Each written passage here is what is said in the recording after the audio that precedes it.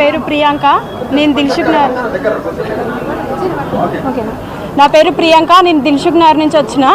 నేను కాంగ్రెస్కి ఓటేసి తప్పు చేసిన, నేనే కాదు ఇక్కడ ఉన్న ప్రతి ఒక్కరు ఓటేసి తప్పు చేసి ఇక్కడికి వచ్చిన వాళ్ళమే.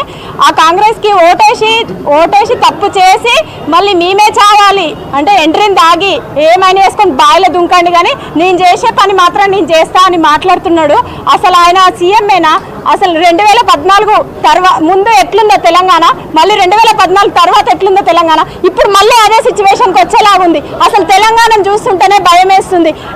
మేము చాలా మంది విద్యార్థులం, అసలు ఇంటి దగ్గర చాలా మందికి అమ్మ ఓటేయండి, కాంగ్రెస్ ఓటేయండి, మార్పు వస్తుంది, 2 లక్షల ఉద్యోగాలు వస్తాయని చెప్పి మేము వాళ్ళందరినీ నమ్మించి వాళ్ళని మోసం చేసి మేము ఓటేపించి నిన్ను గెలిపించి నిన్ను ఆడ కూర్చోబెడితే ఈరోజు మమ్మల్ని జావమని అంటావాను. నీకెంత ధైర్యం ఉంటే మమ్మల్ని జావమని నువ్వు అంటావు? అసలు ఎవరో నువ్వు మమ్మల్ని జావమన్నా నీకే అంటే మేము ఓటేసి గెలిపించింది నిన్ను జావమని, నువ్వు మమ్మల్ని జావమన్నా నీకా? నేను ఛాలెంజ్ చేస్తున్నా, ఈరోజు నేను కూడా ఛాలెంజ్ చేస్తున్నా, నీతో పాటు ఒక తెలంగాణ ఆడబిడ్డగా నేను ఛాలెంజ్ చేస్తున్నా.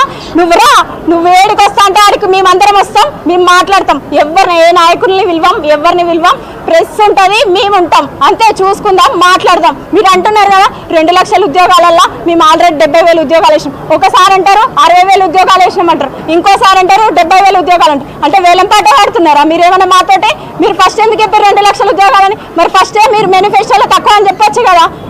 1,00,000 ఉద్యోగాలు అంటారు, 2 లక్షల ఉద్యోగాలు అంటారు. అసలు ఏం మాట్లాడుతున్నారో మీకైనా అర్థమవుతుందా? నిజంగా చెప్తున్నా, ఈ రోజు నేను ఒక తెలంగాణ ఆడబిడ్డగా చెప్తున్నా, ఒక పిచ్చోని చేతిలో రాయి పెట్టినట్టు మా తెలంగాణని ఆయన చేతిలో పెట్టి మేము నిజంగా తప్పు చేసాం అనిపిస్తుంది. అది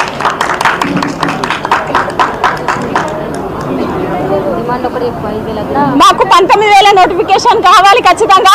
ఏజ్ విషయంలో కూడా 2022 నుంచి 2022లో అంతకుముందుకు 2020లో కరోనా రావడం వల్ల 2022లో నోటిఫికేషన్ వచ్చినప్పుడు మన బీఆర్ఎస్ ప్రభుత్వం ఏజ్ కూడా పెంచింది, కానీ ఈయన వచ్చిన తర్వాత మాత్రం ఏజ్ తగ్గిస్తున్నాడు. అసలు ఏమనుకుంటుందో ఏమో అర్థమైతలేదు. 80 years నుంచి ప్రిపేర్ అవుతున్న వాళ్ళు చాలా మంది ఉన్నారు. ఆ 80 years నుంచి ఇదే జీవితం అని పనంగా పెట్టిన వాళ్ళు చాలా మంది ఉన్నారు. ఇప్పుడు కనుక మీరు 5,000 నోటిఫికేషన్ వేస్తే మేము అస్సలు ఊరుకోము, మేము దేనికైనా తెగిస్తాము. నేను చెప్తున్నా, ఈరోజు అసలు తెలంగాణలో ఆడపిల్లలు అసలు రోడ్డెక్కే సిచ్యువేషన్ కాదు, కానీ మేము వచ్చినాం, రోడ్డెక్కినాం అంటే నీది ఖచ్చితంగా ఏదో ఒకటి తేల్చుకోవడానికే మేము వచ్చినాం.